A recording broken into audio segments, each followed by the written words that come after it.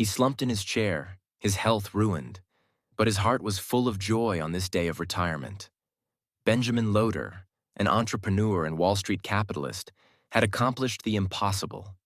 He had connected the hungry markets of the East Coast with the Great Lakes by rail, dramatically reducing the time to ship food and goods. His main competition, the Erie Canal, had been completed only 3 decades earlier and was heralded as one of the world's great engineering feats. Yet the canal was now dwarfed by the ambition and innovation of the New York and Erie Railroad. The rails carved through mountains and crossed rivers, demanding engineering that had never been attempted before.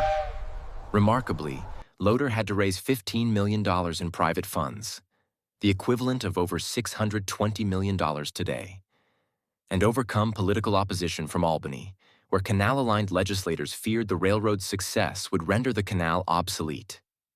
Just a year earlier, in May 1851, Benjamin Loader had ridden the railroad's inaugural train, roughly 450 miles from the Hudson River to Lake Erie.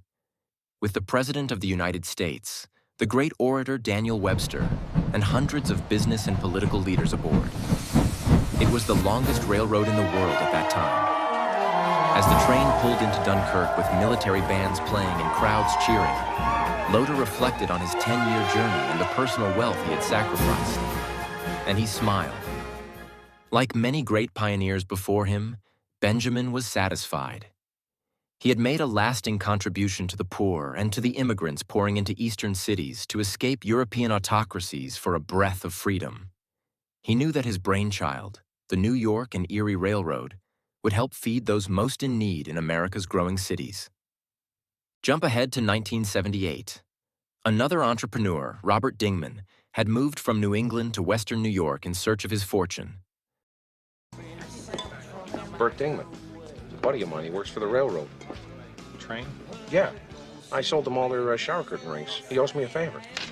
Only 38 years old and descended from railroad engineers and workers, Robert remembered his early childhood in Palmer, Massachusetts. He owes me a favor. The clanking of passing trains lulled him to sleep, and the cinders blew in through the window, planting in him a dream of one day owning a railroad. Robert saw opportunity in the wreckage of the American railroad industry.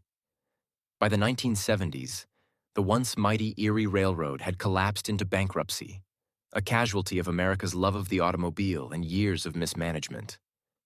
Out of this debacle, Robert sensed a chance to save what had been the world's first long-distance railroad. In 1978, he and his wife Linda chartered the New York and Lake Erie Railroad to revive the old Erie line. Thanks to their efforts, the New York and Erie was alive again. Today, Robert and his family, children and grandchildren included, keep the trains running. Thousands of visitors take 2 to 3 hour excursions on the New York and Lake Erie, enjoying a respite from modern-day chaos. As the train chugs through rolling hills, pastoral fields, scenic rivers, and 19th-century hand-carved stone tunnels, passengers step away from their electronic devices and return to a gentler time of conversation and reflection. They relax to the rhythmic clanking of the rails and the whistle echoing through small-town America. At the locomotive's controls, Robert listens intently to the engine's purr on the very rails that he and his family rebuilt. He knows every sound of the 1950s era, 46-foot locomotive, and any hint of trouble is relayed to his son, a mechanical genius, so it can be fixed without delay. This vigilance ensures that every family who rides the New York and Lake Erie Railroad enjoys a safe and happy journey. As he reflects on nearly half a century of keeping the New York and Lake Erie alive, Robert recognizes that he and his family must continue fighting to keep this historic railroad on track for the next generation.